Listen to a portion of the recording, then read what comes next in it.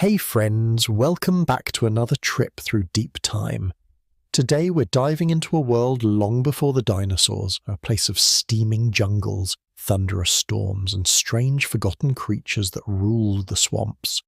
Before T-Rex, before Triceratops, there were the true giants of the Permian. These weren't reptiles or mammals as we know them, they were something in between. Titans like Dimetrodon and Edaphosaurus once roamed muddy wetlands, shaping ecosystems that would eventually give rise to us.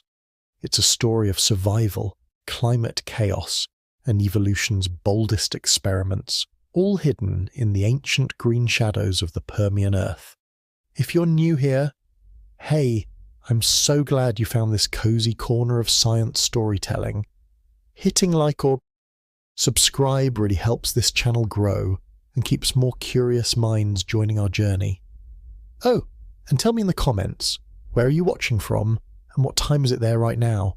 I love seeing how far this little community reaches across the world. So, put on your headphones, close your eyes. This story is made for relaxation and for learning. The Earth was once a strange and quiet place. Before the dinosaurs, before the tall trees we know today, there was a time when the air itself seemed thicker, warm, still, and full of life that breathed through the water and the mud. It was the Permian period, almost 300 million years ago, and in those days, the land was ruled by creatures that time itself would one day forget. The world was not yet divided the way it is now. All the continents were joined together into one huge land called Pangaea. It stretched so far that you could walk for months without ever seeing an ocean. But deep in the heart of this land, low valleys and wide swamps shimmered under a golden sun. There, dark green plants grew in tangled forests, ferns taller than houses, and trees with roots like wrinkled arms clutching the mud. This was a world of still water and soft ground. You could hear the buzzing of giant insects, the croaks of ancient amphibians, and the slow, heavy steps of creatures unlike anything alive today. The air smelled of wet earth and rotting leaves, and in that quiet, heavy air, the first giants of the land were learning to walk. The Permian swamps were a world between worlds, not quite sea, not quite land. Life was experimenting here, trying to find new shapes and new ways to breathe. Some creatures still lived in the water, their skin slippery and soft. Others had begun to grow thick scales to hold moisture inside their bodies.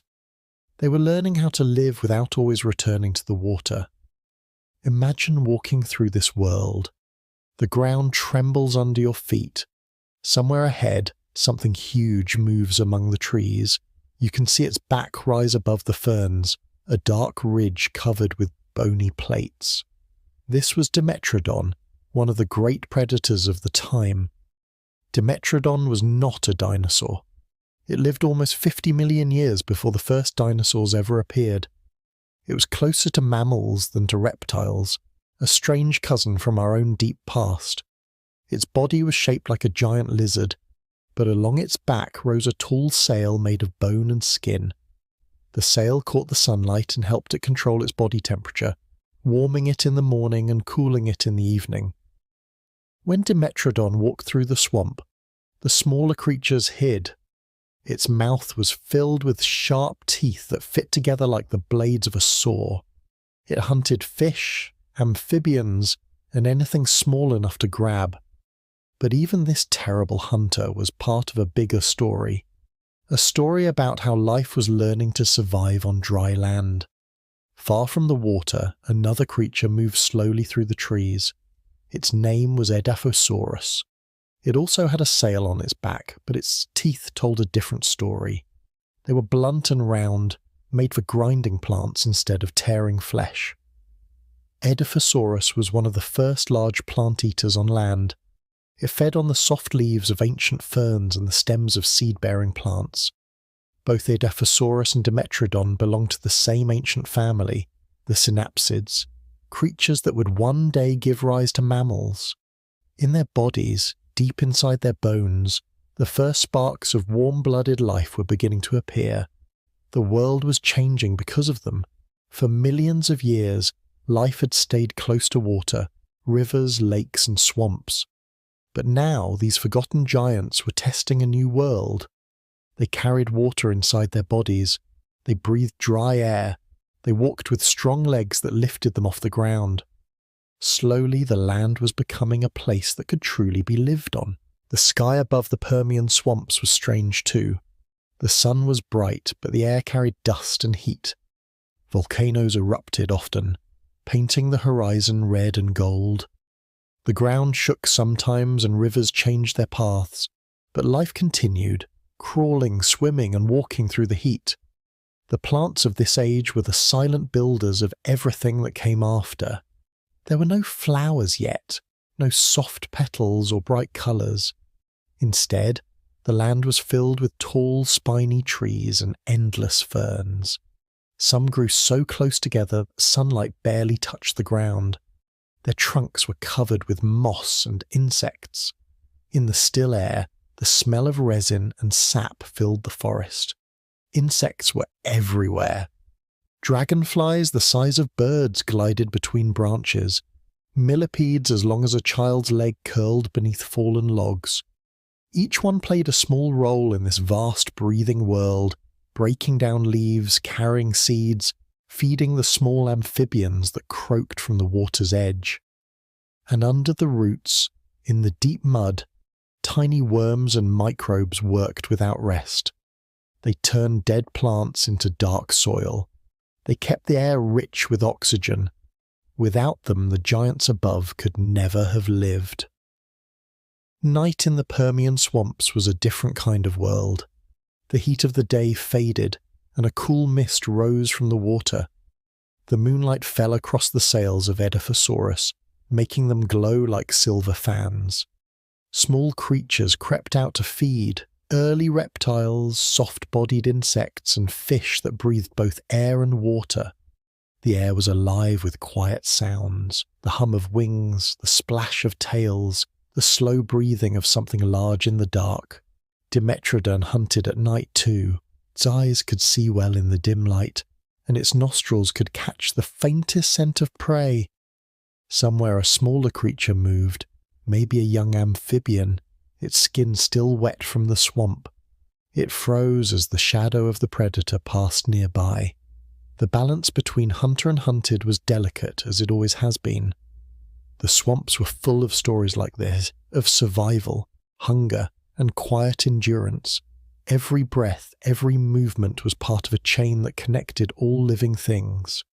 Even the fallen leaves had meaning, feeding the roots that fed the trees that shaded the creatures that breathed the air. As the Permian world went on, the giants grew larger and the forests spread wider. The air became drier, and some of the swamps began to shrink. Life was moving again, changing, adapting. New creatures learned to live in deserts, to walk farther from water, to store food and heat within their bodies. But deep in the old swamps, the ancient ones still ruled. Dimetrodon, Edaphosaurus, and others we no longer know by name. Their bones now sleep beneath layers of stone buried for hundreds of millions of years. The mud that once held their footprints has turned to rock. Their voices are gone, their colours forgotten, yet their story still breathes in every warm-blooded animal that walks the earth today. You can still see their legacy in us, in the way our hearts beat steadily, in the warmth of our blood, in the shape of our teeth and jaws. We are their descendants, the living memory of the Permian swamps. Sometimes when scientists find a fossil in the dry deserts of Texas or Russia, they are really uncovering pieces of that ancient world. A rib, a tooth, a curved piece of spine, all whispering the same thing. We were here first. These fossils tell us that the Permian was not just a time of reptiles and swamps, but the beginning of something greater, the slow birth of mammals, the ancestors of all who breathe air and dream beneath the sun. The earth remembers everything. It keeps its stories locked away in stone and dust, waiting for someone curious enough to listen. The forgotten giants may be gone, but their shadows still move in the rhythm of our own lives. Every heartbeat, every breath, carries a small piece of that ancient heat, the warmth that first flickered in the swamps of the Permian. The air cools now, and the night grows still. The giants sleep under layers of rock and time, but if you close your eyes, you might still hear them. The gentle hiss of breath, the slow ripple of water, the rustle of leaves in a world long vanished. And somewhere in the deep silence of your imagination, you can see them rise again, walking through the mist, their sails catching the first light of dawn, their heavy feet pressing into the soft earth of a world still finding its voice. They are the forgotten giants of the Permian swamps, and though their names may fade, their story will always live in the quiet pulse of the earth itself. The Permian world was beginning to change. Slowly, quietly, the air above the swamps grew hotter and drier. The soft rains that once fell each afternoon began to fade, and the wide green forest started to shrink. What was once a paradise of dark water and endless plants was turning into something harsher. The earth was shifting under its own weight, and life, as always, had to follow. The swamps that had once stretched across the land began to dry up. Rivers that had carried cool, silty water now cut deeper into the soil, leaving behind cracked beds where fish once swam. The sound of croaking frogs and whispering insects started to fade, and the great trees, which had stood for centuries, began to fall. Still, the giants remained. Dimetrodon, Edaphosaurus, and their strange relatives walked across the drying mud, their heavy tails dragging behind them. They searched for food where once it had been easy to find. But as the plants died, the world grew emptier. And when the plants suffered, everything that depended on them began to fade as well. The skies grew red with dust. Great winds rolled over the land, carrying the smell of heat and ash. Volcanoes far to the south began to stir, spreading smoke across the horizon. The earth was restless, and the world of the giants knew was slowly slipping away. Life had survived change before, it always had, but this time the change came faster. Entire forests vanished in a few thousand years, a blink of an eye and the long story of the planet. The humid air that once wrapped around the Permian swamps turned dry and sharp. The ferns that had covered the land began to disappear, replaced by new kinds of plants that could live with less water, small tough seed-bearing ones that did not need wet soil to grow. Edaphosaurus, the gentle plant-eater, wandered through these dying forests. Its large, heavy body moved slowly, and its broad sails shimmered faintly in the heat. It still tried to graze on the plants it knew, the soft leaves that had fed its kind for millions of years. But the world was no longer the same. Food was harder to find. The water that once pooled between the roots now vanished under the sun. Edaphosaurus began to move farther and farther in search of food, leaving behind the green shadows of its youth. It walked through dry plains where the wind carved patterns in the dust. It did not know it, but it was walking toward the end of its world. Far away, Dimetrodon hunted. The predator still ruled the land, its teeth flashing in the dim light of the fading forests.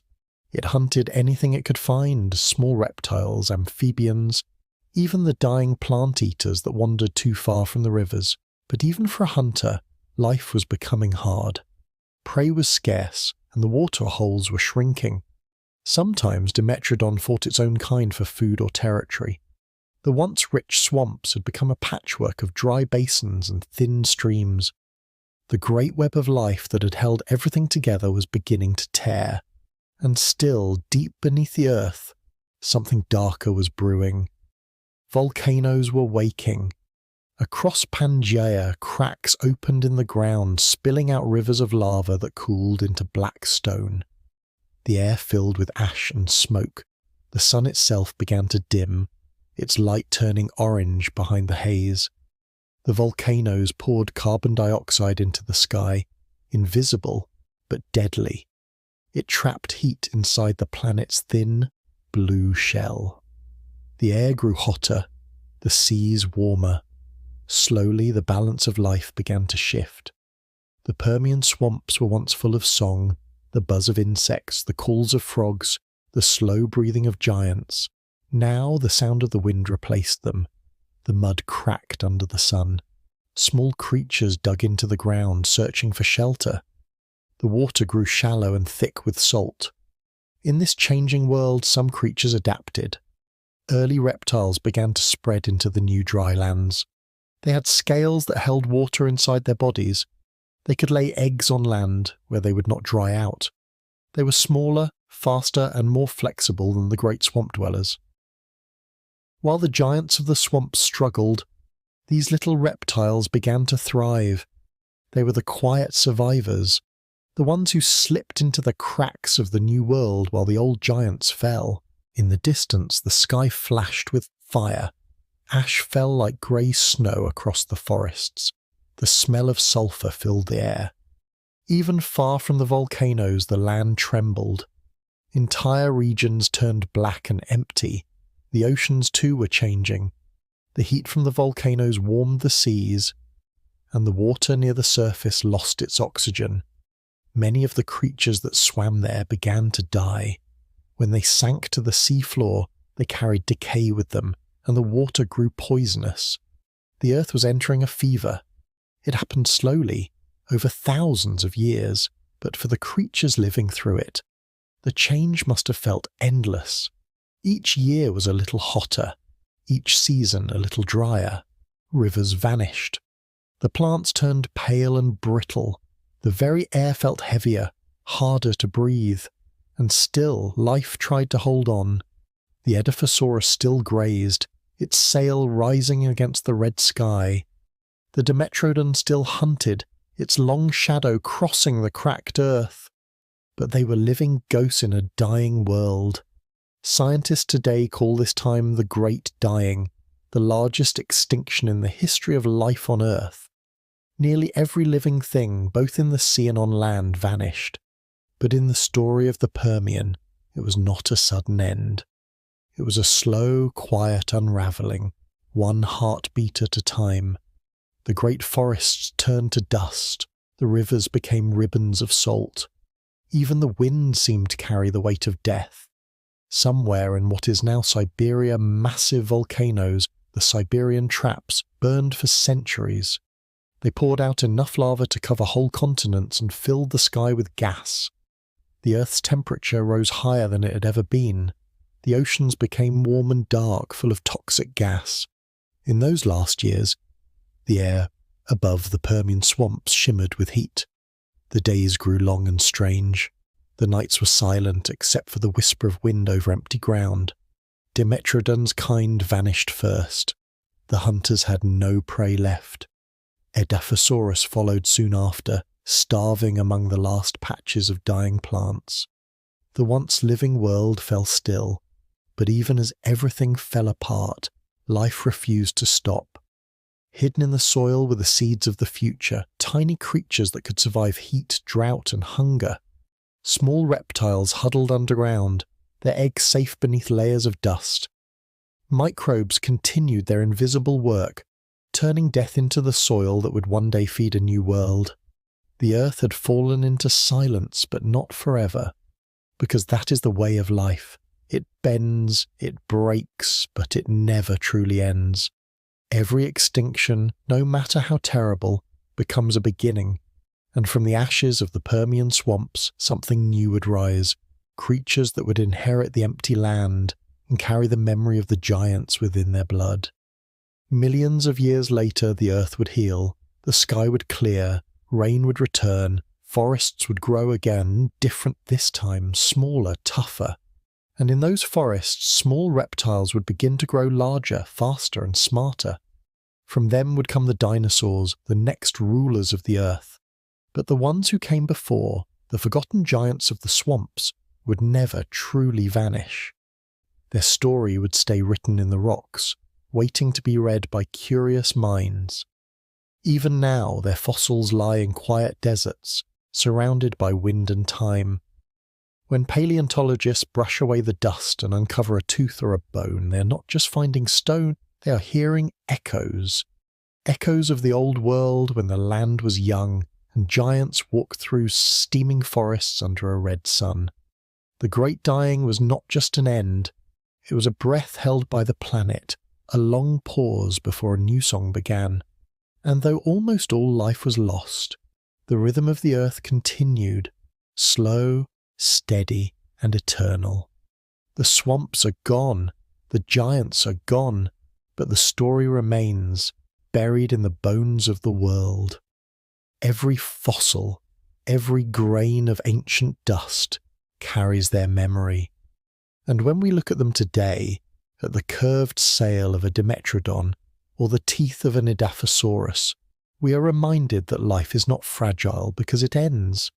It is powerful because it continues. From the silence of death it learns to sing again. And so the story of the forgotten giants does not close, it simply turns a page. The silence that followed the great dying was heavier than anything the earth had ever known. For a long time the land lay still, wrapped in dust and heat. The oceans were quiet and dark, their surfaces shimmering under a pale sun. Nearly all life had vanished, and trees, fish, insects, reptiles, gone. The once living world had become a graveyard of stone and ash. But beneath that silence, something small began to stir. Life, as it always does, found a way to begin again. In the corners of the world that still held water, small pools hidden in canyons, streams that had escaped the heat, tiny green things began to grow. Algae, moss, and stubborn plants rose from the mud, reaching for the weak sunlight that filtered through the haze. Their roots clung to the cracks in the rock, their leaves trembling in the wind. They were the first whispers of a new world. The earth was different now. The old swamps were gone, replaced by vast plains and deserts that stretched for miles. The air was still heavy with carbon, and the ground was scarred by the lava that had poured from the earth's heart. But slowly, with time and patience, the planet began to heal itself. The rain returned, thin and gentle at first, then stronger, washing away the dust. Rivers began to carve new paths through the dry stone, feeding the first green shoots that dared to rise. And in those quiet waters, life began again, small and fragile but determined. Tiny creatures, little more than shapes in the mud, moved through the shallows.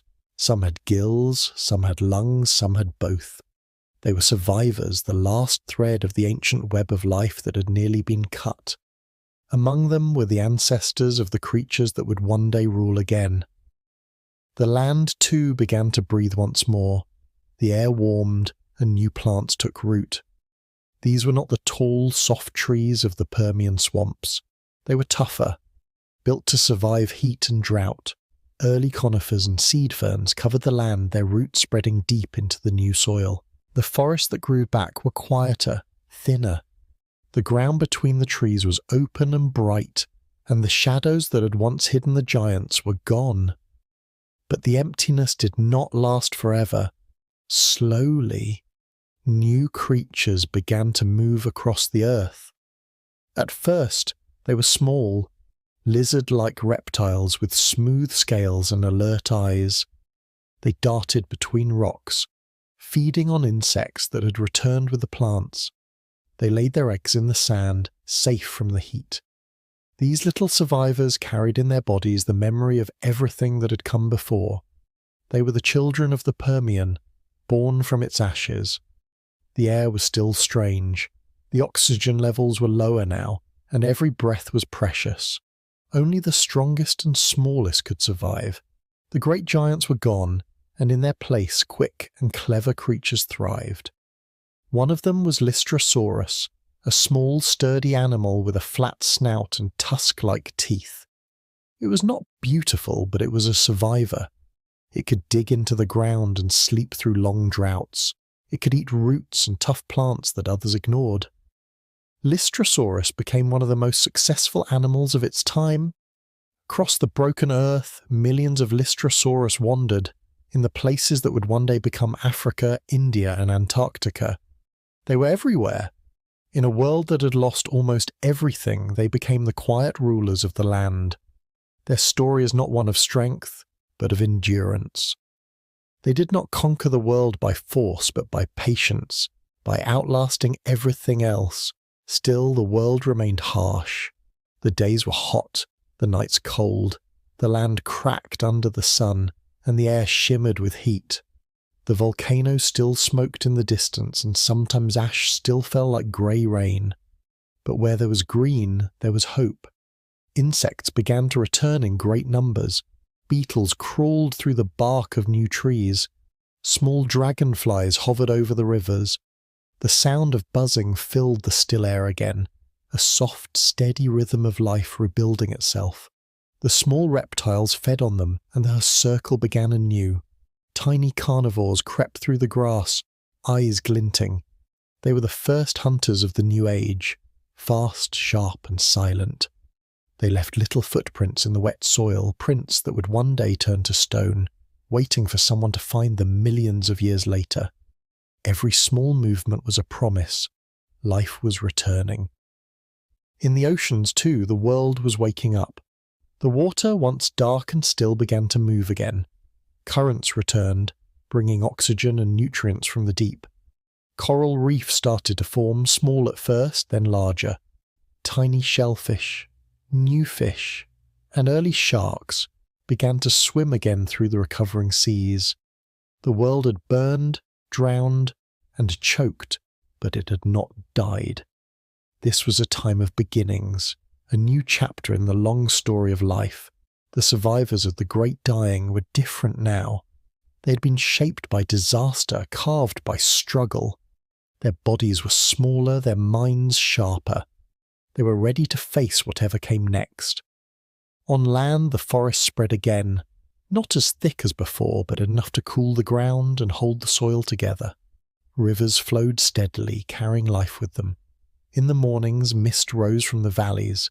In the evenings, the wind carried the scent of pine and wet earth. For the first time in millions of years, the world felt alive again. The Permian had ended, and a new age had begun, the Triassic.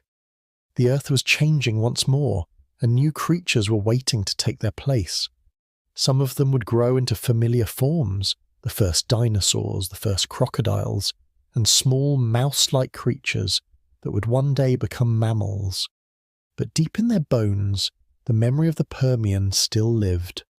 The warmth in their blood, the rhythm of their hearts, the spark of endurance, all were gifts from the giants who had come before. In a way, those ancient creatures had never truly left. The world that rose after them was built from their remains, the soil they walked on, the air they breathed, the very carbon in the new plants, all came from the bodies of the forgotten giants. When you walk through a forest today, when you breathe the air or listen to the wind, you are touching the echoes of that lost world. Every tree, every living thing carries a trace of the Permian inside it. The warmth of the sun on your skin, that's the same heat that once shone on the sails of Dimetrodon. The breath in your lungs, that's the same oxygen that once fed the swamps where Edaphosaurus grazed. We are not just living after them, we are living through them. The Earth's story is not a straight line. It's a circle. Creation, destruction, rebirth. The Permian taught life how to endure, and the world that came next carried that lesson forward. The forgotten giants may have fallen, but their strength became the foundation for everything that followed. In the quiet dawns of the new world, under skies still painted with ash, small creatures stood on the rocks and looked toward the rising sun. They blinked, stretched, and began to move, slow at first, then faster. They did not know it, but they were walking into a new chapter of Earth's history. The swamps were gone, but the memory remained. The soil that once held the footprints of Dimetrodon now held the roots of new trees. The rivers that once carried the bodies of the dying now carried life again. And somewhere deep in the earth, the bones of the old giants rested, silent, ancient, eternal. The Great Dying had ended. The world had survived. And in that survival, something new was born. a future. The new Earth rose like a scar that had learned to bloom. After the great dying, silence stretched for ages, but slowly the rhythm of life began again. It was not loud or grand at first. It whispered, it crawled, it waited. The land that had once been dark swamps and steaming forests was now a world of wide red deserts. The ground cracked under the sun, and the air shimmered with heat. Rivers that once ran the deep now cut narrow paths through the dust. The rain fell rarely, but when it came, the earth drank it like a memory. The Permian's lush jungles were gone, but life, stubborn and quiet, refused to fade. In this new age, the Triassic, the survivors began to reshape the planet. The air still carried the ghost of sulfur and smoke, but it also carried something new: hope. Plants evolved to fit this harsher world. Seed ferns, conifers and ginkgos grew strong and tall, reaching toward the dim orange sky. Their leaves were tough, their roots deep. They could endure droughts that would have killed the old Permian trees. And among these strange new forests, small creatures moved through the shadows, survivors of a planet that had burned but never broken. They were the first architects of recovery. The world was still raw, still healing. Volcanoes rumbled quietly in the distance. The ground trembled now and then, reminding all who lived upon it that the earth was not done reshaping itself. But for the first time in millions of years, the balance began to return. Rivers carved new valleys, the seas filled with fresh coral. The sky, once thick with ash, began to clear. The sun burned bright again, and warmth spread across the land. And then, in this young, restless world, new giants began to stir. They were not like the old ones. Gone were the sail-backed Dimetrodons, the armoured Edaphosaurs, and the lumbering behemoths of the Permian swamps. These new beings were sleeker, quicker, more balanced. One of the first was Erythrosuchus, a predator that walked with a proud, upright stance. It was huge, nearly the size of a small car, with jaws shaped like a crocodile's and teeth like knives. But it did not crawl like the reptiles before it. It walked tall, on strong legs beneath its body. In its stride you could see the first hint of what was to come, the blueprint of the dinosaurs. The world was evolving. The ground beneath Erythrosuchus's feet would one day hold the tracks of creatures far greater. Far smaller, darting between rocks and tree roots, lived Eupakeria, a light, quick hunter no larger than a cat. It could move on 4-legged, but sometimes rose to 2, scanning the horizon like a curious bird. Its limbs were lean, its body agile, its eyes sharp. Eupakeria was a glimpse of the future, a bridge between the old reptiles and the new age of giants. Its bones whispered of speed, of balance, of something about to change, and change was coming. The world's warmth grew stronger again. Rain fell more often. Forests spread wider. The deserts gave way to plains filled with ferns and conifers. For the first time since the Permian, green returned to the horizon. Amid the reborn wilderness, evolution worked in silence. Generation by generation, small reptiles changed, growing taller, faster, smarter. Some learned to hunt in packs, some learned to protect their eggs in nests, some began to run, and when they did, the earth itself seemed to tremble beneath them. In the shallow lakes and muddy rivers, amphibians still clung to life. Giant salamander-like creatures drifted lazily through the murky water. They were echoes of an older age, survivors that had seen both death and rebirth. They were slow, ancient, and fading, but they had played their part. They had carried life across the chasm of extinction. Now it was time for something new. The first archosaurs appeared, the ancestors of both crocodiles and dinosaurs. They were unlike anything before them. Their legs were straight, their lungs powerful, and their hearts strong. They could breathe deeply, run swiftly, and endure the heat. The earth had shaped them through fire and silence. Every step they took was built from the bones of those who had fallen before. They were not the rulers yet, but they were ready. Far to the north, near what would one day be Europe, the land shimmered with heat. In these plains lived early herbivores, small, quick plant-eaters with long tails and sharp eyes. They nibbled on ferns and seeds, always alert, always listening. Predators like Proterosuchus stalked the edges of rivers, waiting for them to drink. It would strike with lightning speed, jaws snapping, teeth slicing.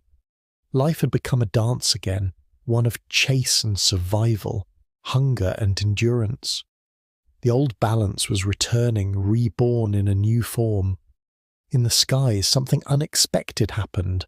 Small lizard-like creatures began leaping from trees, gliding on thin membranes stretched between their limbs.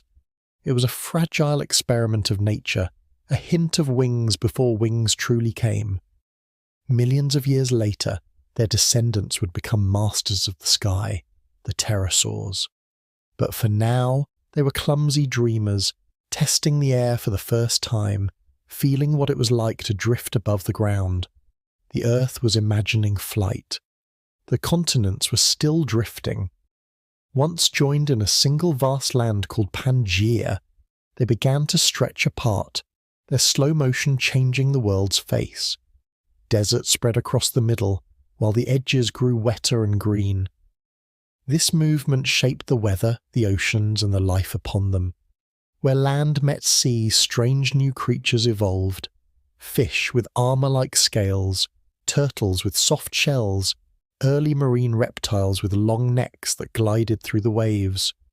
The world was building itself again, piece by piece, layer by layer. And above it all, the air began to fill with sound again. The wind whispered through forests of ginkgo and pine, insects buzzed, frogs croaked in the rivers, and small reptiles called out across the plains. The silence of extinction had finally ended. Life had not just survived, it had learned. But even in this growing peace, danger lingered. The earth was still restless. Volcanoes erupted now and then, reminding life that nothing was permanent, and yet every eruption brought something strange. New soil, rich in minerals, perfect for new plants. From destruction came fertility.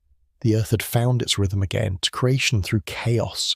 As the Triassic rolled on, the first true dinosaurs began to appear. They were small, barely taller than a person's knee, but they moved with a new kind of grace. Their bodies were light, their tails long for balance, their legs built for running. Among the first was Eoraptor, a delicate hunter that dashed through the ferns of South America. It had sharp teeth and clever eyes, and though it was small, it carried the promise of something vast. With each step, the age of giants drew closer.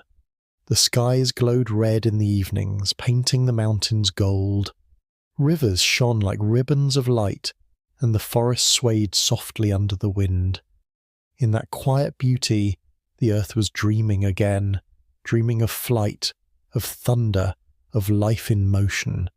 The forgotten giants of the Permian were gone, but their legacy had become the foundation for something greater. The world that followed them was faster, sharper, more alive. Every scale, every breath, every heartbeat was an echo of those that came before. The story of life had not ended in the swamps. It had only paused, waiting for the next verse to begin. And now, with the dawn of the Triassic, that verse was beginning to sing. The earth was no longer the same, but in every leaf, in every footprint pressed into the new red soil, there was memory. The memory of giants, the memory of loss, and the promise that life, no matter how many times it falls, will always rise again. The world had learned to breathe again. The air shimmered with warmth, the soil trembled with footsteps, and the forests whispered with new life. The scars of the Permian had not vanished, but they had healed into something stronger, a planet reborn through patience and fire. And in this newborn Triassic world, something extraordinary began to unfold. For millions of years, life had been small, cautious, rebuilding itself from the ashes. But now, in the humid valleys and fern-filled clearings, new creatures began to rise, creatures that would change the course of Earth's history forever. They were the first dinosaurs. At first glance, they didn't look like the mighty beast that would one day rule the world. They were small, nimble, quick. Their bones were light, their bodies built for speed. Their tails balanced them as they darted through the undergrowth, their long legs carrying them swiftly over the reddish earth. The early dinosaurs were not giants, not yet. They were whispers of what was to come, delicate sketches of a future written in bone and motion. One of the first was Eoraptor, a slender hunter no longer than a man's arm span. It lived in what is now South America, where forests of ferns stretched between wide rivers. It had sharp teeth, curved claws, and large, alert eyes. But Eoraptor was not a monster. It was a survivor, small enough to hide, fast enough to chase, clever enough to endure. In its quiet footsteps lay the blueprint for an empire that would last more than 150 million years. When Eoraptor ran, the earth itself seemed to remember the rhythm of life before the great dying. Every stride was a heartbeat returning to the planet's chest. Not far from where Eoraptor lived, another kind of dinosaur began to appear, the Herrerasaurus. It was larger, stronger, and more confident. It hunted with purpose, its body lean and muscular, its jaws packed with sharp, curved teeth. It could sprint on 2 legs, its tail stretched out behind like a counterweight. Herrerasaurus was one of the first true predators of its kind.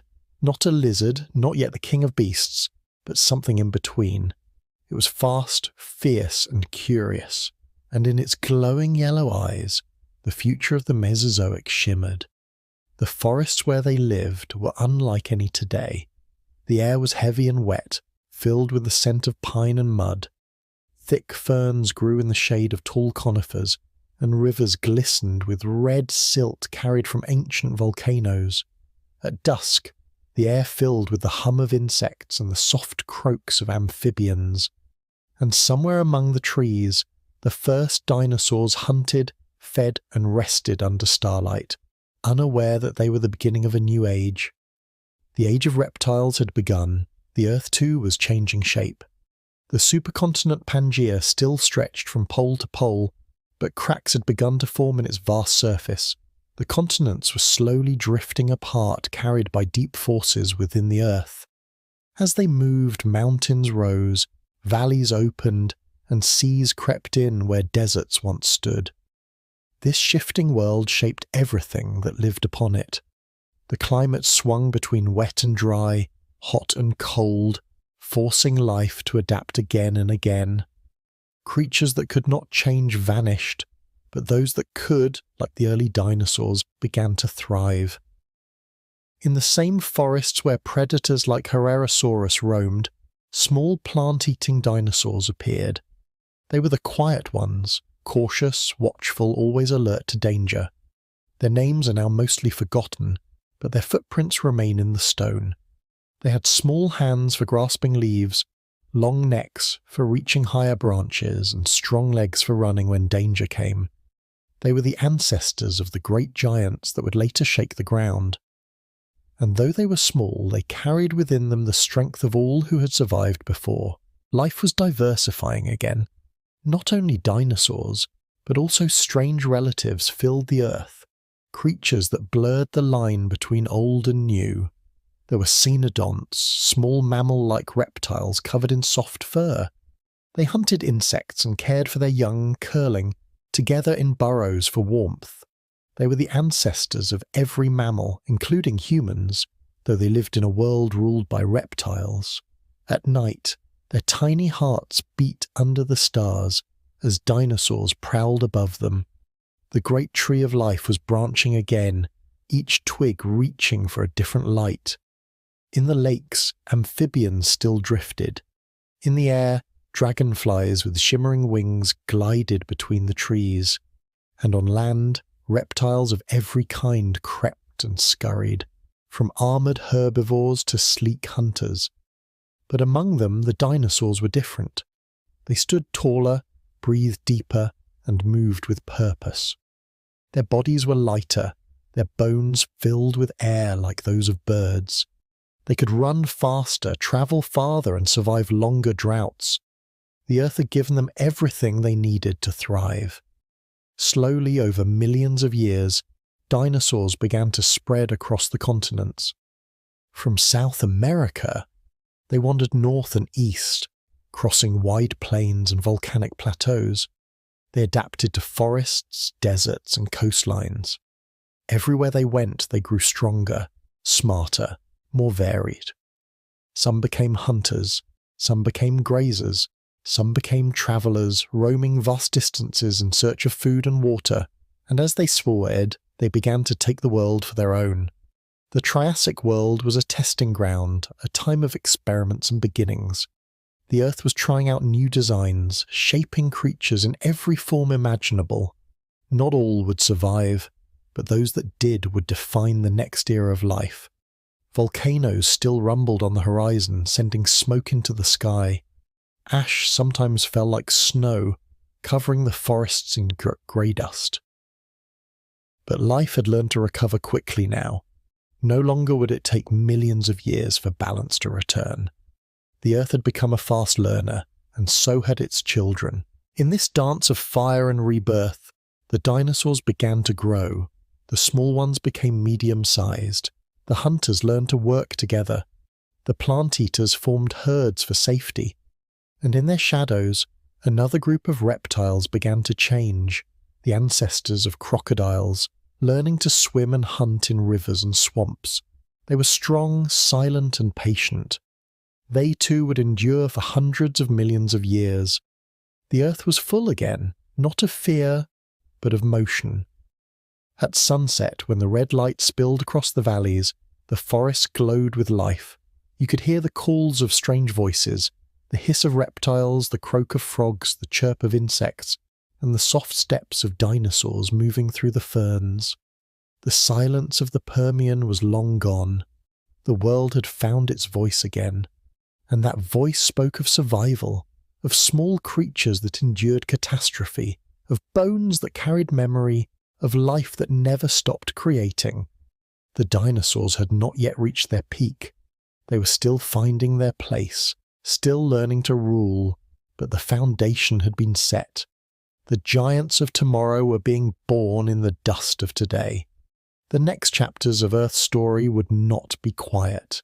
They would thunder, and all of it, and the roars, the wings, the tremors, would rise from the forgotten giants of the Permian swamps, whose memory still lived in every breath, every cell, every heartbeat that followed. The earth turned slowly under a glowing red sun. The forest swayed. The rivers shone like silver threads, and across that ancient land the new kings of the world took their first steps, unaware that they were writing the beginning of the greatest saga in Earth's history. The age of dinosaurs had begun. The Triassic sun rose red and gold over a world in motion. Its light spilled across wide plains where ferns shimmered with dew and rivers cut long silver paths through the dust. The earth had grown warm again, too warm perhaps, but life had learned to bend with the heat. What had begun as whispers of new creatures now moved like thunder through the forests. The small dinosaurs of the early Triassic were no longer rare or fragile. They were spreading, multiplying, growing, changing. Their bones filled the land, their footprints stitched across continents. The earth had given them room to roam, and they took it all. The first great herds appeared in these times, not the massive mountain-sized herds of later ages, but small groups, families moving together for safety. They followed rivers searching for water and food, their long tails swaying like pendulums as they walked. When danger came, they would run, swift, silent, coordinated. In this rhythm of movement, a new kind of intelligence was forming. It wasn't just about survival anymore. It was about community. The earth was teaching its children to live together. In the valleys of what would one day become South America, small plant-eating dinosaurs grazed on low ferns. They were quick and light, with narrow snouts and bright eyes that watched for predators. Their skin shimmered in soft shades of green and brown, camouflage against the forest floor. When one lifted its head, the others followed. When one moved, the herd moved. They were called Plateosaurus, though they were still only beginning their story. Strong legs carried them across the land, and long necks helped them reach the tender leaves above. They were the ancestors of the great sauropods, the long-necked giants that would one day dominate the earth. But here in the early Triassic they were just beginnings, soft breaths in the morning mist. Predators followed them, silent and patient. Among the first was Liliensternus, a tall two-legged hunter with curved claws and a head full of sharp teeth. It moved like smoke through the trees, its eyes fixed on the herd. It was fast and balanced, built for pursuit. When it struck, the world seemed to pause, a flash of motion, a leap, a cry, then silence again. The forest accepted the cycle without judgment. In this world, everything fed everything. Even in death, the balance was perfect. The days were long and hot, the air shimmered, and the ground cracked in places where the rain had not fallen for months.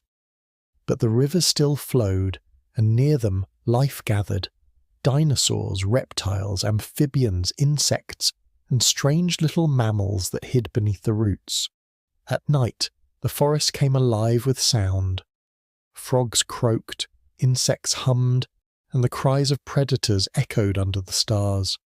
The moon rose silver and large, reflected in the rivers where fish darted between shadows. The world no longer felt empty, it felt awake. High above, in the branches of ancient trees, the first pterosaurs stretched their wings. Their bones were hollow and light, their membranes thin as silk. They climbed with their claws, leapt into the air and caught the wind. It was awkward, first, gliding more than flying. But it worked, and once the air took them, they learned fast. Soon the skies filled with their graceful movements, the first true flyers on earth. Their cries echoed above the forests, strange and beautiful, as if the planet itself was learning a new language. The earth, once silent, now sang in every direction, in wind, in wings, in water, in the footsteps of giants. Below them, a different kind of creature watched from the shadows. Small, fur-covered cynodonts scurried between roots and rocks, their tiny paws soft against the soil. They were warm-blooded now, breathing faster, moving quicker.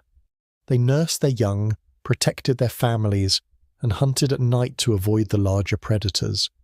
Their world was smaller, but their minds were growing sharper. They remembered, they learned, they adapted. The future of mammals, of us, began with them. While the giants ruled the sunlight, the mammals inherited the moonlight. Sometimes great storms swept across the land. Lightning cracked the sky open, and rain poured in shimmering sheets. Rivers flooded, forests bent under the wind, and the plains turned to mud. But when the storm passed, the world sparkled clean. Plants grew taller faster. The air smelled of wet earth and pine, and the herds returned, grazing among the new shoots, leaving long trails of footprints that hardened into stone. Millions of years later, those prints would still remain, silent signatures of lives long gone. The earth's crust still moved beneath them. Mountains rose, seas opened, volcanoes breathed smoke into the sky. Each tremor reminded life how fragile it was. But the dinosaurs adapted. Their bodies were light yet strong, their lungs efficient, their hearts powerful. They could handle the world's shifts, its droughts, its floods, its fires. Every trial made them stronger. Every change made them wiser. In the low wetlands, great amphibians still lurked, though fewer than before. They were slow and heavy, remnants of an older world. Crocodile-like reptiles waited beside them, jaws just above the surface of the water. Sometimes the young dinosaurs came to drink, unaware of the danger below. One wrong step, one quick snap, and the whole of the water rippled red. Nature had no mercy, but it had order. every life fed another, and in that endless cycle, life grew richer, not poorer. The forests of the Triassic were full of colour and scent, rich green ferns, deep brown bark, bright red flowers that opened only at dawn. Insects buzzed between them, pollinating and feeding. Tiny reptiles climbed branches, basking in the sunlight, and in the distance the calls of herds echoed like drums, rolling over the hills. The sound of life had changed. It was no longer quiet or fearful, it was bold. The earth had found its heartbeat again. As millions of years passed, dinosaurs grew in number and kind. Some stayed small and quick. Others began to stretch taller, stronger, heavier. Their necks lengthened, their tails thickened, their steps grew louder. The land trembled under their weight. The age of giants was drawing near. But for now the world was still gentle, still green and golden, still learning how to balance power with grace. And in the stillness before dawn, when the mists hung low and the forest shimmered in the light, the dinosaurs moved quietly, their breaths rising in clouds. Each one was a survivor of time and fire, carrying the memory of forgotten worlds in their blood. The Permian was far behind, but not forgotten. The bones of its giants still lay beneath the soil, buried deep, the foundation of this living world. Their spirits seemed to hum through the earth, whispering through the roots, flowing through the rivers. Every creature that walked the Triassic carried their legacy, strength born from extinction, beauty born from struggle. The forgotten giants of the swamps were gone, but their song lived on, not in Sausaison, but in motion, in the pounding of dinosaur hearts, in the beating of wings, in the endless rhythm of life that refused to stop singing. The sun set again, orange light spilling across the world. A Plateosaurus lifted its head, watching the fading glow. Somewhere in the distance a predator roared, not from hunger, but from the sheer joy of being alive. The world had rebuilt itself, and though it had lost so much, it had found something far greater: resilience. Life had become unstoppable. The air grew thicker now, almost too heavy to breathe. The skies that once carried warmth began to lose their colour. Across the lowlands the golden light dimmed, swallowed by a strange haze that lingered for weeks. The swamps, once full of croaking sounds and ripples of movement, began to fall silent. The great ferns folded in on themselves. The dragonflies, those ancient dancers of air, vanished one by one. Something deep and quiet was changing the rhythm of the world. The Permian had been a time of balance, but now that balance trembled. Volcanoes tore open the crust of the earth, spilling fire that painted the sky red. From the cracks came not just lava, but clouds of gas, gases that slowly poisoned the air, the rivers and the soil. Far away, animals coughed and struggled. Many would not live to see another sunrise. In the middle of a dying swamp, a creature stirred. Cotylorhynchus, one of the last of its kind. It was massive, larger than any reptile that had ever lived. Its back rose like a small hill, its skin rough and dark like bark. It moved slowly, dragging its body through the mud, nostrils flaring to find food. But food was scarce now. The ferns had turned brown. The small insects that once crawled along the roots were gone. Each step was a memory of what life once was. The ground beneath it was soft, not from rain but from decay. The swamp itself seemed to rot, like a forgotten world melting into its own reflection. Cotylorhynchus raised its head toward the dark sky as if asking the heavens why, but the heavens were bent. Only distant thunder answered. It wasn't just this one creature. Across the lands, many of the old giants struggled. Dimetrodon, the proud predator of the swamps, grew weak. Its once powerful sail no longer shimmered with the same vibrant colours. The air that once gave it warmth now burned with invisible poison. When it hunted, it moved slower. When it slept, it dreamed of rivers that no longer flowed. Deep within the earth, carbon burned and firestorms spread. Great forests that had grown for millions of years turned to ash. The sky filled with smoke so thick it blocked the sun for months. Temperatures rose, then dropped suddenly. Rain came in acid sheets. Rivers ran as black with dead fish. And yet, even in this chaos, some creatures refused to give up. There were small amphibians that hid beneath damp logs, tiny lizards that burrowed into the ground, and insects that laid their eggs in pockets of moist air. Life always finds a way, even in the last moments of its world. The planet groaned like a living being in pain. Every forest burned, every ocean turned sour. And yet there was still movement, faint ripples, quiet footsteps, the whisper of something enduring.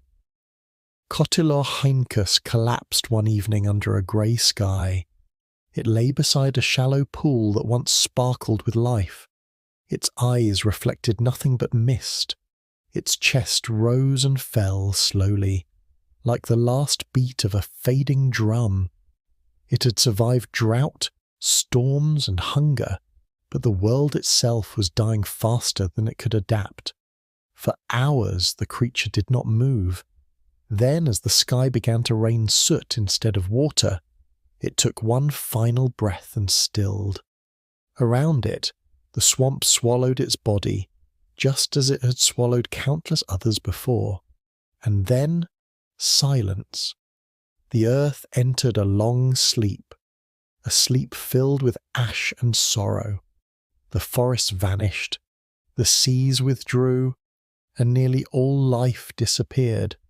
Scientists today call it the Great Dying, the largest extinction in Earth's history. About 90% of all species vanished, erased as if they had never existed. But extinction is not the end of a story. It is the soil from which new stories grow. Beneath the dead land, in the cracks of rock and under the mud, small creatures endured, hidden, quiet, patient. In those tiny survivors lay the memory of everything that came before. The sound of the wind in the ferns, the splash of the ancient swamp giants, the hum of the early earth. Millions of years would pass before the planet healed. But in that deep silence, evolution waited. The world would bloom again, and from its ashes new giants would rise, different, stronger and stranger. The swamp, though gone, was not forgotten. The bones of Cotylohynchus and Dimetrodon would one day rest beneath layers of stone. And when humans found them, they would whisper stories about a time long before dinosaurs, when the world belonged to creatures with sails and scales, and the air smelled like rain on ancient leaves. In the memory of rock, the giants still walk. Their steps echo softly through time, a reminder that even in the darkest ages, life never truly gives up. The Permian swamps, now just dust and fossilized mud, remain in the planet's bones, a story of power, loss, and quiet endurance.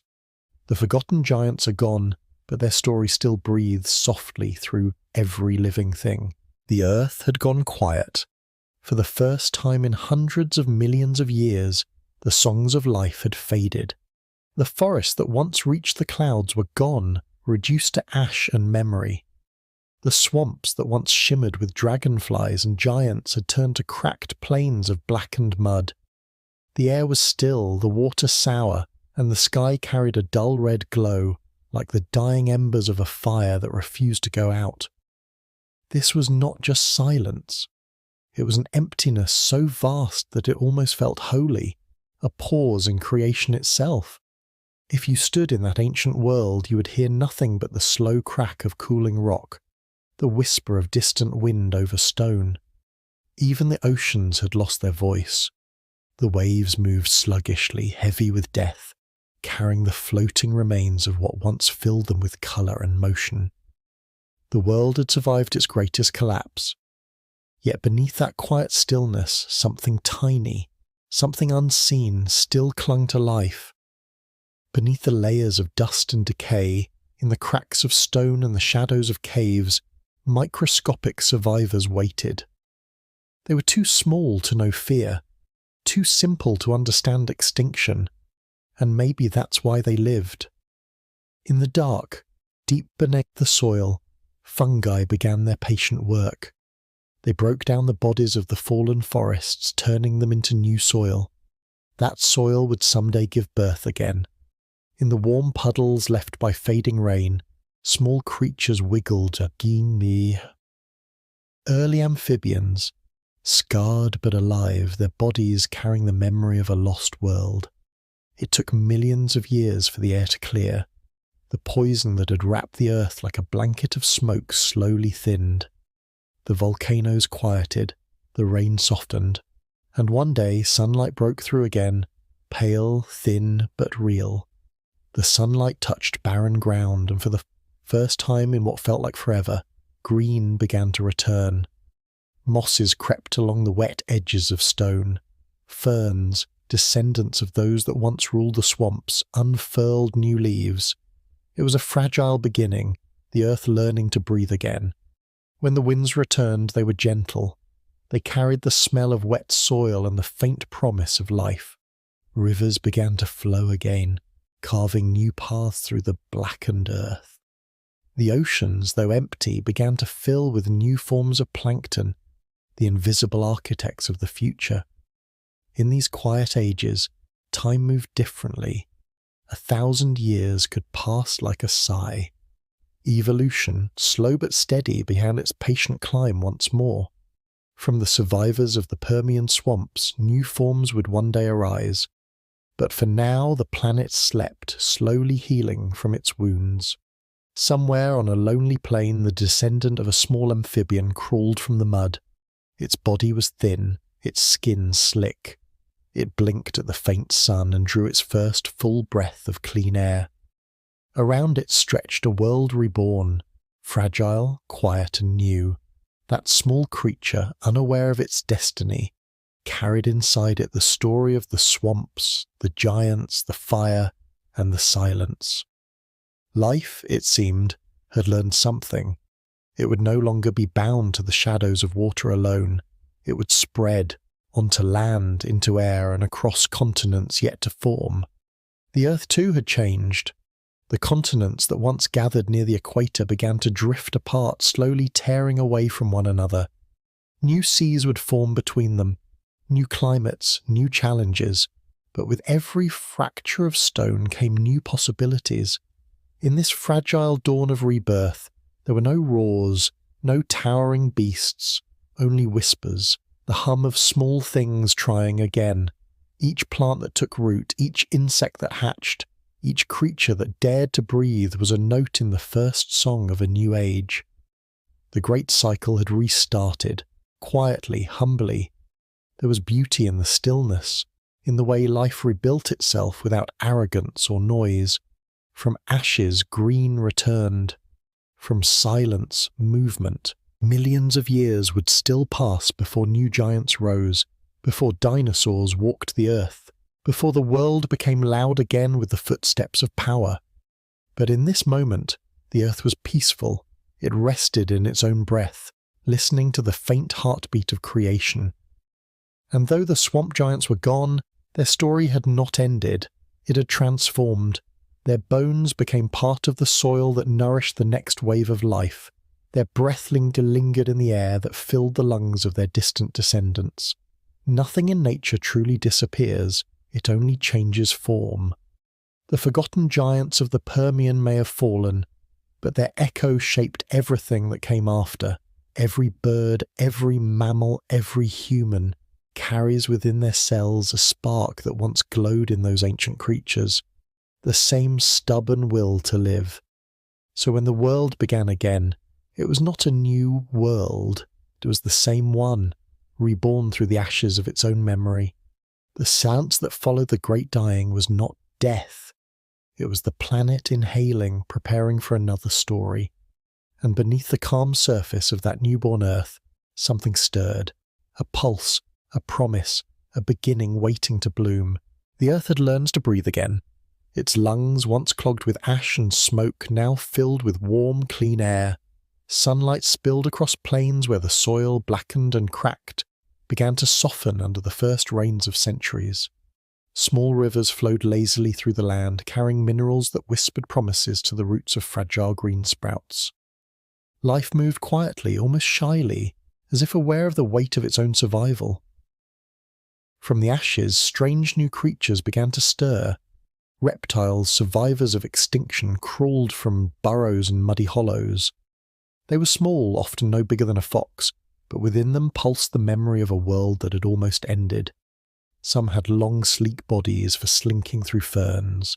Others had short, sturdy limbs to dig beneath stones. They were hunters, grazers, and dreamers, each one a tiny spark of possibility. Among them was a curious creature called Prolacerta, a small, agile reptile that moved on strong legs. Its eyes were wide and alert, always scanning for danger. It could climb and leap using its tail for a balance, testing the world with each careful step.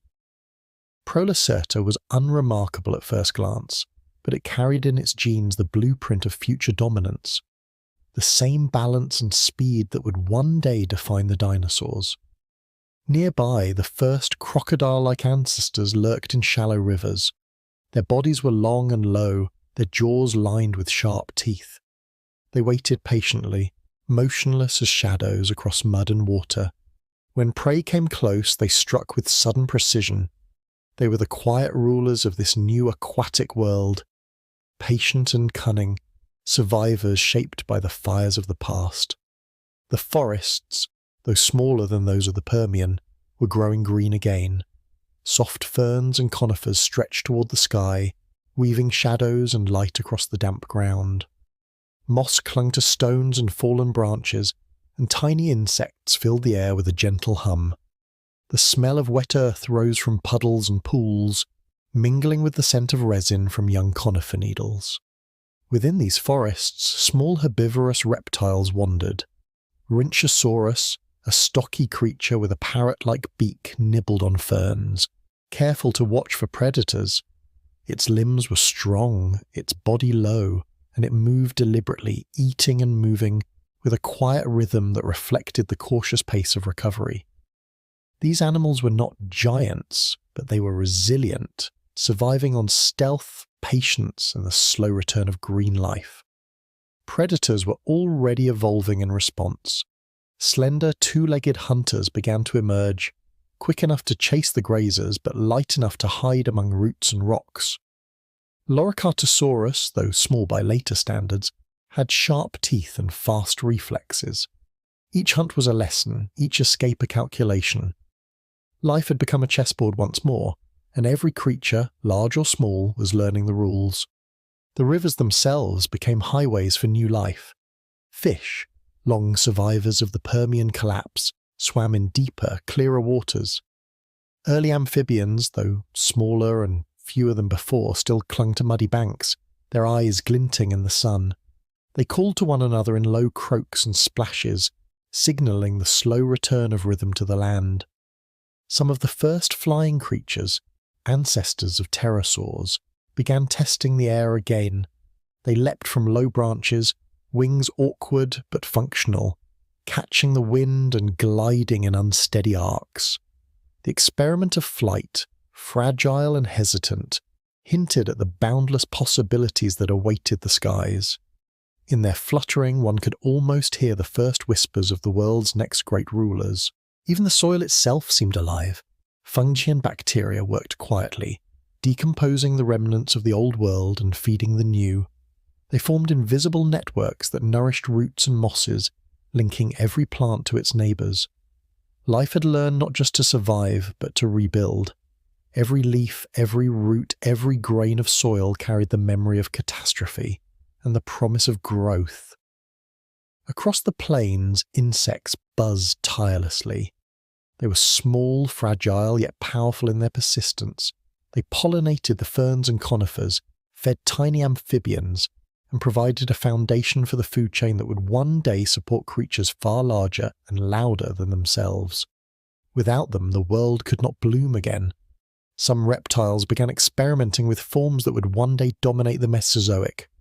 Legs grew longer for running, skulls reshaped to hold sharper teeth, jaws became more efficient, lungs deeper, and tails longer. Each adaptation was subtle but profound. They were learning the language of survival, rewriting the rules of life written in stone and blood. Among these early architects of change, one could see hints of the future. Small, fast, clever reptiles that moved in packs, herbivores that grazed in herds for protection, predators that stalked in the shadows, patient, intelligent, precise. The age of giants had not yet come, but its seeds were planted firmly in these modest beginnings. The earth, though scarred, had become generous again. Rivers glistened under the sun, forests whispered in green, and creatures, small but determined, walked, crawled, and leaped across the land with a quiet certainty. Life had returned, and it would not be silenced again. In this fragile equilibrium, the story of evolution gained momentum. Every day, every generation carried lessons from the past. Creatures learned to survive drought, to hide from predators, to exploit the air, the land, and the water. They learned to live with one another, herbivores and carnivores, mammals and reptiles, flyers and swimmers, all interconnected in ways invisible to the eye. And slowly, imperceptibly, the first true giants began to appear. Not yet the towering sauropods, but creatures larger than their ancestors, bodies stronger, legs sturdier, hearts braver. They were the foreshadowing of power yet to come. Life, reborn from silence, was gaining confidence. Every forest echoed with movement, every river shimmered with energy, every sky carried the flapping of tiny wings, and every shadow hinted at creatures yet to grow, yet to roar. The Permian's memory lingered, a ghost of swamps and sails, of giants long gone. But in the small, tireless life of the new reptiles it lived on. It whispered that life could endure even the greatest losses, that extinction was not an end, but a beginning. And so the earth continued, slow and steady, carrying within it the pulse of creation. From tiny shadows in the mud and water, the architects of a new age were taking their first careful steps toward a world that would thunder again. The earth was no longer silent. The small, cautious creatures of the post-extinction world had multiplied, spreading across the recovering plains, forests and river valleys. Green returned in waves, from moss along rocks to ferns, stretching tall in the sunlight. The air was warm but steady, carrying the scent of life, and the soil, enriched by the slow work of decay, promised abundance once more. It was in this world that the first real herds began to form. Small plant-eating reptiles, cautious and watchful, learned the power of numbers. Moving together, they could sense predators sooner, cover more ground for food and protect their young. Platyosaurus, now slightly larger than their Triassic ancestors, roamed in quiet, organized groups. Their long necks reached for the tender leaves of tall ferns, while their tails swayed behind them like steady metronomes, balancing their steps across uneven land. Nearby, small predators learned to hunt with strategy rather than speed alone. Coelophysis, thin and wiry, moved in coordinated packs. They were no longer solitary hunters but subtle tacticians, stalking and circling herds, testing for weaknesses. Each success taught them patience, each failure sharpened their instinct. The land had begun to hum with the quiet intelligence of its new rulers. Along rivers and lakes, amphibians and small mammal-like reptiles skittered in shadows, cautious and alert. Cynodonts, their fur soft and warm, lived beneath the roots and logs, hidden from the eyes of larger predators. They hunted insects, cared for their young, and explored the world at night, quietly carrying forward the lineage of mammals. While the dinosaurs claimed the day, these small creatures claimed the darkness. They were learning, adapting, surviving. The forests, no longer entirely dominated by the ashes of the past, had begun to thicken again. Young conifers stretched toward the sun, ferns reached for every patch of light, and vines twisted around the trunks like delicate spirals of green. Birds were not yet born, but the first experiments in flight could be seen in the clumsy glides of pterosaur ancestors. They leapt from branches, catching air with wings still fragile but hopeful. Their survival was proof that even the smallest and lightest could find a place in a recovering world. The first true giants began to appear on the plains. Their size was modest compared to the future titans, but their presence was unmistakable. Melanorosaurus, a long-necked herbivore, grazed in small herds. Its neck arched gracefully, allowing it to reach leaves others could not. Its legs were thick and strong, carrying a growing mass with surprising speed. Together they patrolled open land, their eyes constantly scanning for danger, their movements slow but purposeful. Predators adapted too, and the land was alive with tension and strategy. Herrerasaurus, a growing Triassic predator, stalked the fringes of herds. Its teeth were sharp, its muscles lean but strong, built for the sudden bursts of speed. It hunted with patience, learning the vulnerabilities of group-living herbivores. Every chase, every encounter shaped the body and mind of these early giants. Life was learning itself again. Along the streams, small amphibians still thrived, surviving where the giants could not reach.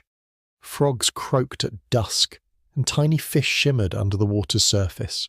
The air was filled with insects, pollinating the young plants and feeding the smaller reptiles. Every creature played a role, no matter how tiny, in the vast network of life slowly rebuilding its strength. The Earth's climate had stabilized somewhat, though shifts in temperature and rainfall continued to challenge life. Droughts came and went. Fires occasionally swept through forests. Floods reshaped river valleys, yet the resilient creatures of the Triassic adapted. Their bodies, their behaviors, their instincts had been refined by extinction, and now they used them to survive, to thrive, to grow. As millions of years passed, the herds became more organized. Young dinosaurs learned from older ones, following their steps, copying their movements, absorbing the silent lessons of survival. Plant eaters grazed strategically, moving in patterns that minimized risk. Predators learned to read those patterns, anticipating reactions, honing their hunting skills. In the shadow of the larger dinosaurs, smaller creatures thrived in niches overlooked by giants. Cynodonts dug burrows beneath roots, avoiding predators while raising young. Small lizards ran along fallen logs, hunting insects and learning agility. The ecosystem was becoming layered, complex, alive in ways the Permian swamps had never known.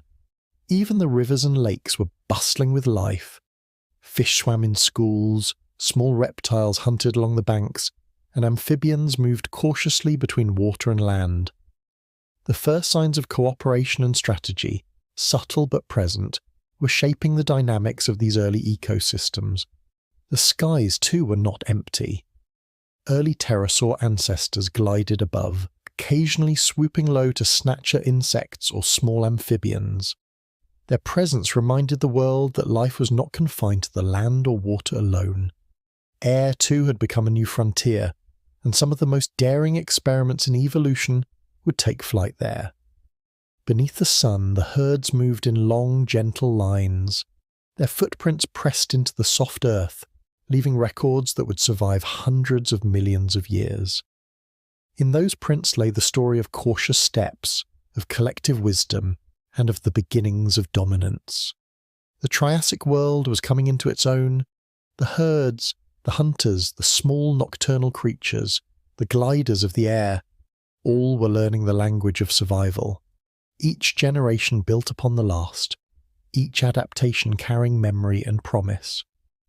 The forgotten giants of the Permian may have vanished, but their descendants were learning a new rhythm. The earth, once again, green and alive, pulsed with possibility. The stage was set for the rise of creatures that would soon dominate the land in ways unimaginable, the true giants of the Mesozoic. And as the sun set over wide plains and rippling rivers, the quiet movement of herds and hunters told the same story it had always told. Life persists, it adapts, and it reaches for greatness in the spaces left behind by the past. The Triassic plains stretched wide under a sun that burned steadily in the sky. Rivers wound like silver threads through ferns and conifers, and patches of green promised life where only ashes had remained. But life, though returned, was far from easy. The earth still remembered the great dying, and its memory lingered in sudden storms, droughts, and shifting landscapes. Survival was not guaranteed. Every day demanded learning, patience, and adaptation. The herds of early herbivorous dinosaurs moved cautiously, their heads low and eyes scanning the horizon. Plesiosaurus, now taller and heavier, had begun to form patterns of behavior that hinted at intelligence. Older individuals led the way, choosing paths with water and abundant foliage, while the younger ones followed closely, learning routes, reading danger, and observing the reactions of predators nearby. In their footsteps was a quiet education, passed silently from generation to generation. Predators had adapted as well. Coelophysis, thin and sharp, stalked in small groups, experimenting with strategies to divide and confuse the herds. Some learned to ambush near river crossings, others would run ahead to flush out individuals from the safety of the group. Each encounter was a lesson in patience, observation, and subtle cooperation. Though small, they were the first architects of social hunting behaviors that would dominate the next era. Rivers became centers of tension and life. Herbivores paused along banks, drinking with one eye on the water and the other on land. Predators lurked beneath shadows, silent and still, testing patience and timing. In these moments, survival was not just about strength or seed, but about awareness and learning. The young cynodonts watched from burrows, insects swarmed in delicate clouds, and amphibians slipped silently through reeds. Life had learned to coexist in layered niches, each species navigating its own delicate balance.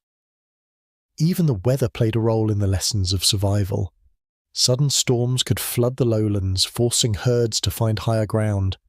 Fires sometimes swept across dry plains, teaching avoidance, alertness, and timing. The earth was both teacher and challenge, rewarding those that adapted and letting go of those that could not. Within the herds, subtle social behaviors began to emerge. Larger individuals often took protective positions along the edges, shielding the smaller or weaker members from lurking predators. Younger dinosaurs learned to stay close, to move in rhythm with the group, and to sense danger through the collective reactions of their peers. Vocalizations, low grunts, hisses, and calls became part of their communication, an early language of warning and guidance. Predators, in turn, refined their coordination. Some moved as pairs, scouting and flanking, learning to anticipate herd movements. Others practiced timing their attacks, testing both courage and skill. These experiments in social behavior were the first lessons in cooperation, intelligence, and subtlety that would echo through millions of years of evolution. The forests, now denser and taller, offered shelter and food, but also new challenges. Climbing trees and leaping between roots required strength, balance, and observation. Small pterosaur ancestors learned to navigate branches and wind currents, gliding from tree to tree, testing the limits of their fragile wings. Insects buzzed overhead, pollinating young conifers and ferns, while amphibians and lizards scurried along the damp soil. Every creature, large or small, was learning the rules of this reborn world. Even water brought lessons. Shallow lakes and rivers teemed with life, from tiny plankton to small fish that darted between predators. The first crocodile-like reptiles waited patiently along banks, snapping at those that strayed too close. Each encounter reinforced instincts, when to hide, when to flee, when to strike. Adaptation had become a conversation between life and the environment, a dialogue that shaped every heartbeat. Across the plains, herds of Melanorosaurus grazed slowly, their long necks reaching for tender leaves. Older members guided the young through dangerous stretches, avoiding patches where predators might wait. Each day was a lesson in timing, movement, and the balance between feeding and safety. Their steps pressed into soft earth, leaving traces that recorded a story of survival and subtle social learning. Predators like Herrerasaurus learned in parallel. They adapted their hunting strategies with trial and error, sometimes striking and failing, other times capturing a straggler. Each experience taught patience, strategy, and caution. These interactions shape the behavior and instincts of species, creating the blueprint for the complex dynamics of ecosystems that would define the Mesozoic. In the shadow of the herds, small cynodonts and lizard-like reptiles thrived in the undergrowth. They learned to hide, to forage efficiently, to avoid detection. Their social interactions were simpler, but no less crucial, as they passed lessons on nest building, burrow sharing, and hunting strategies to the next generation. Life, even in the smallest forms, was mastering survival through observation and imitation. The skies above reflected this learning as well. Early flyers, still fragile and experimental, soared over the forests, testing currents and maneuvering with growing skill. Each glide and flap taught them control and balance. Each narrow escape from predators above or below reinforced instincts. Even as the earth stabilized, subtle threats reminded every creature that survival was never guaranteed. Volcanoes still rumbled in distant lands, earthquakes shook riverbanks, and droughts could strike unexpectedly. The lessons of the Great Dying were still present in every bone and breath, whispering caution to those who walked the recovering lands. Yet life persisted. The herds moved, the predators stalked, and the small mammals and reptiles scuttled unseen. Ecosystems grew richer and more complex, with layers of interaction that hinted at the intricate worlds to come. Every footprint, every glance, every silent decision carried the weight of adaptation and survival. The Triassic world had become a classroom, and every living creature its student. From the cautious herds to the clever predators, from the tiny cynodonts to the fluttering flyers, each species practiced the art of living. Observation, cooperation, and subtle strategies were shaping the first sophisticated social behaviors among dinosaurs and their contemporaries. The lessons of survival were clear. Size alone was not enough. Intelligence, communication, patience, and cooperation were equally important. Life had grown more complex, more aware, more deliberate. The giants of the past had fallen, but the children of the earth were learning, slowly, quietly, but with a determination that would echo through the ages. And beneath the shadow of the herds, in the soft soil, in the quiet streams, in the trembling leaves of ferns, life prepared itself for the next leap. The age of dinosaurs was rising, and the first giants, still cautious, still learning, were on the verge of stepping fully into the light. The world had changed once again. The first cautious herds of herbivorous dinosaurs had grown larger and bolder, spreading across the plains and forests of Pangaea. Rivers carved through the land, reflecting the pale sunlight, while new forests of ferns, conifers, and cycads provided food and shelter for an ever-increasing number of creatures. Life had returned from silence, and now it claimed its place with confidence. Among the herds, Plateosaurus and Melanorosaurus moved with strength and awareness.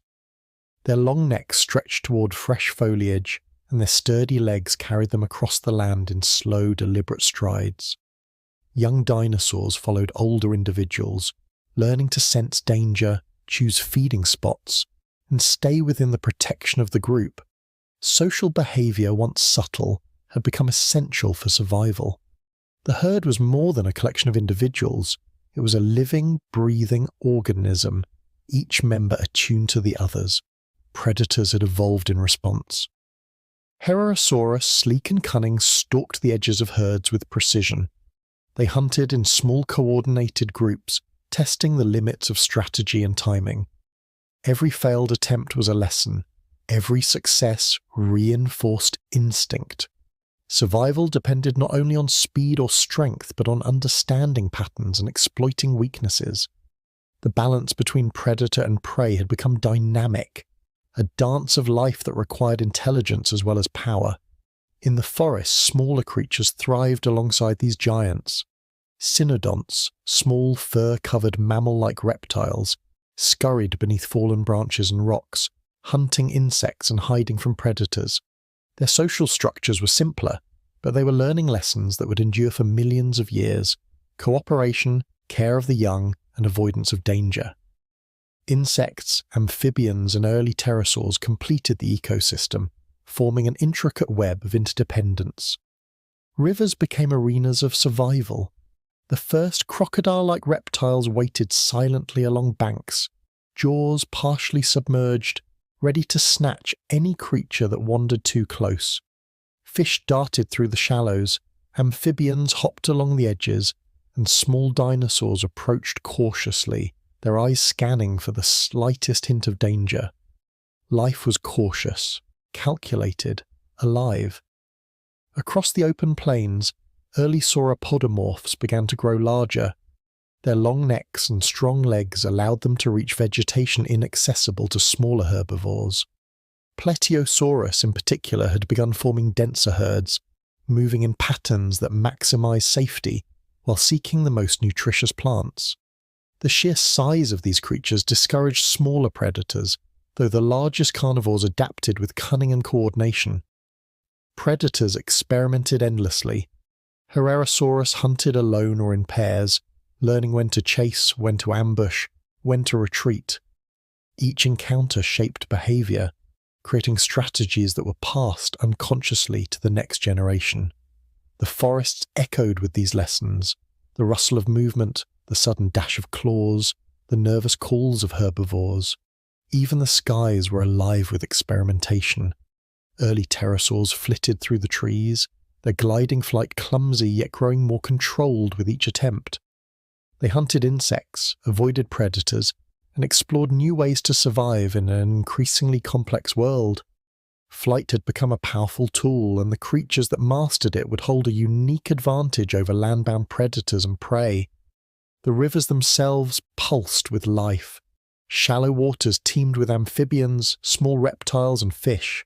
Insects danced above the surface, pollinating ferns and cycads while feeding creatures below. Crocodile-like predators waited silently, blending with shadows, striking only when opportunity presented.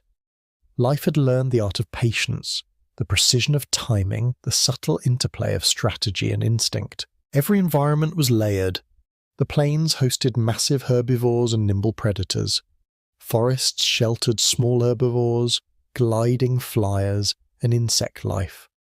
Rivers nurtured amphibians, early mammals, and lurking carnivores.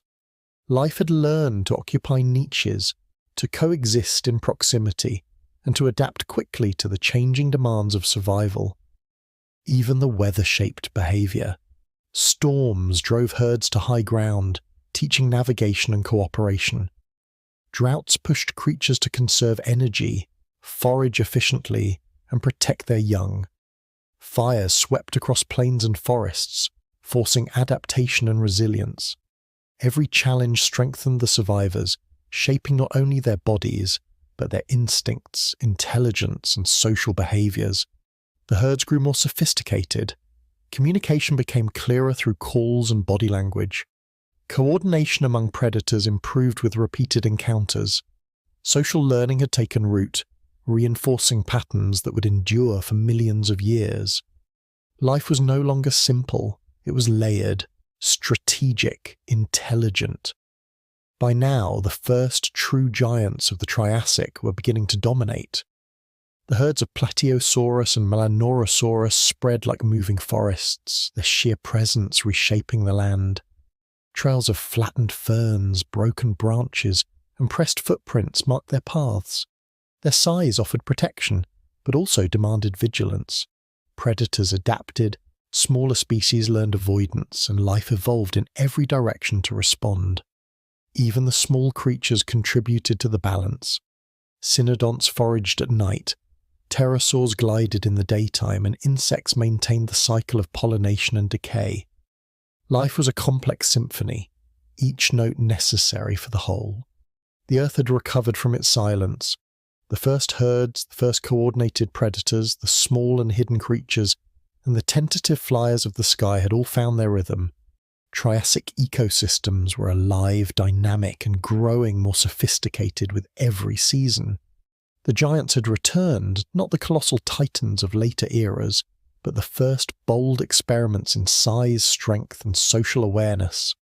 The lessons of survival, cooperation, and adaptation had taken hold, setting the stage for the Mesozoic world yet to come. And as the sun dipped below the horizon, casting golden light across plains and rivers, the earth seemed to hum, a quiet affirmation that life, once again, had claimed its place with wisdom, strength, and persistence. The Triassic world had grown bolder. The plains were alive with herds of herbivores, their massive forms moving steadily across the landscape. Ferns and conifers rustled in the wind, providing food and cover alike. The rivers gleamed under the sun, carrying fish and amphibians to new corners of the continent. Life, once fragile and hesitant, had grown confident, but confidence carried its own risks. Every movement, every grazing session, every pause to drink was watched, calculated, measured. Survival depended on more than size. It demanded vigilance, awareness, and strategy. Among the herds, Plateosaurus and Melanorosaurus had grown larger and more coordinated. Younger members learned from older ones how to navigate dangerous river crossings, avoid ambushes, and keep the group together. Herds moved in patterns that maximized safety, stretching across plains and forests in long, slow lines, grazing in rhythm and watching for predators. The larger their numbers, the more they could protect themselves. But predators learned to adapt. Herrerasaurus and other early Triassic carnivores had become skilled hunters. They observed herds, noting gaps in movement, testing reaction times, and studying the behavior of individual herbivores. Some worked in small groups, flanking a herd to isolate a weaker or younger member. Others stalked patiently, learning the timing of crossings and feeding patterns. Life had become a delicate balance of strategy and instinct, and every encounter shaped the survival skills of predator and prey alike. The forests echoed with motion and sound. Cynodonts scurried through undergrowth, hidden beneath leaves and fallen logs. Insects buzzed tirelessly, feeding plants and providing food for smaller reptiles and amphibians. Early pterosaur ancestors glided awkwardly between branches, learning to navigate the trees while avoiding predators. Each species had found its niche, a place in the complex network of survival that stretched from the forest floor to the skies above. Rivers were no longer mere sources of water, they were stages for survival. Crocodile-like predators waited in the shallows, jaws poised to snap at any creature that ventured too close. Fish darted through the currents, amphibians slipped along banks, and small dinosaurs approached cautiously. The interplay between predator and prey had grown more sophisticated. Speed alone was no longer enough. Timing, awareness, and cooperation had become essential. Across the plains, herds of Plateosaurus learned to communicate subtly. Low grunts, body postures, and flicks of tails warned of approaching danger. Young dinosaurs followed these signals, learning patterns, observing reactions, and practicing the social rules of herd life. Predators, in turn, studied these behaviors, testing boundaries and adjusting tactics. Every encounter reinforced instincts, shaping the intelligence of both hunters and the hunted. Predators like Herrerasaurus experimented endlessly. Some hunted alone, relying on speed and stealth. Others moved in pairs, using coordinated approaches to isolate individuals. Mistakes were common, but each failure taught the hunters patience, timing, and observation. The early Triassic was a world of trial and error, where the faintest miscalculation could mean death, and the sharpest lesson could ensure survival. The forests offered both opportunity and danger. Early gliders tested the limits of their wings, learning currents, avoiding trees, and hunting insects. Small herbivorous reptiles adapted to navigate roots and vines, learning to climb or leap in order to escape predators. Life had grown more complex, layered, and interdependent. Each species responded to the pressures of its neighbours, shaping behaviour, anatomy and instincts through countless generations. Even the weather played a role in shaping the dynamics of survival. Sudden storms drove herds to higher ground, teaching them paths, shelter and cooperation. Droughts forced careful foraging and energy conservation. Fires occasionally swept through forests, destroying vegetation, but also creating opportunities for species capable of adaptation. Life was learning not only to survive each day, but to anticipate challenges and respond proactively. The first large-scale predator-prey interactions became defining features of the Triassic landscape. Herds coordinated movements to avoid ambushes, predators honed timing and strategy, and smaller creatures found safety in shadows and flight. The ecosystem had become a complex classroom where survival taught lessons of observation, intelligence, and adaptation. Even in the quiet moments, life practiced these skills. Herbivores grazed in patterns that minimized risk, predators prowled silently, and small mammals and reptiles explored niches beyond the notice of giants. Insects and amphibians maintained cycles of growth and decay, their work underpinning the stability of the ecosystem. Life was a web, each thread connected, each action significant. Through these dynamics, the first signs of territorial behaviour began to appear. Herbivores claimed preferred feeding areas, predators maintained hunting grounds, and small creatures defended burrows or trees. Boundaries were respected and tested, learned through repeated encounters and subtle social cues. The Earth had become a world of rules, patterns, and social understanding, a foundation for the complex ecosystems that would dominate the Mesozoic. And yet, despite the risks, the Triassic world thrived. Each day brought opportunities to grow, to learn, and to survive. The herds moved with confidence, predators stalked with cunning, and small creatures flourished in niches overlooked by giants. Life had recovered from extinction, and now it had entered an age of awareness, strategy, and interaction. The dance of predator and prey continued endlessly across plains, forests, and rivers. It was a silent symphony of survival, teaching lessons that would echo across millions of years.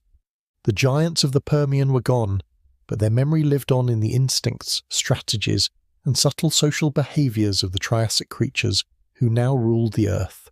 And beneath the sun's fading light, the plains, forests, and rivers pulsed with quiet energy, a world alive, watchful and learning, ready to rise fully into the age of dinosaurs. The Triassic world was alive with motion, from the trembling leaves of ferns to the shimmering ripples of rivers. Life had returned not merely to exist, but to explore, experiment, and expand into new forms. The first cautious herds of herbivorous dinosaurs roamed widely, shaping the landscape as they moved. Predators stalked in shadows, testing every boundary. Small reptiles, amphibians, and insect life thrived in the gaps left between the giants. Every niche was claimed, every possibility explored, and yet the world still had secrets to reveal. In the forests, diversity began to flourish. Early arboreal reptiles scuttled across branches, experimenting with climbing and balance. Their claws gripped bark, tails twisted for balance, and their eyes constantly scanned for predators. Some small herbivores leapt between trees to reach tender shoots, while predators adapted by stalking quietly along trunks, waiting for the slightest misstep. Life had learned that survival was not confined to the ground.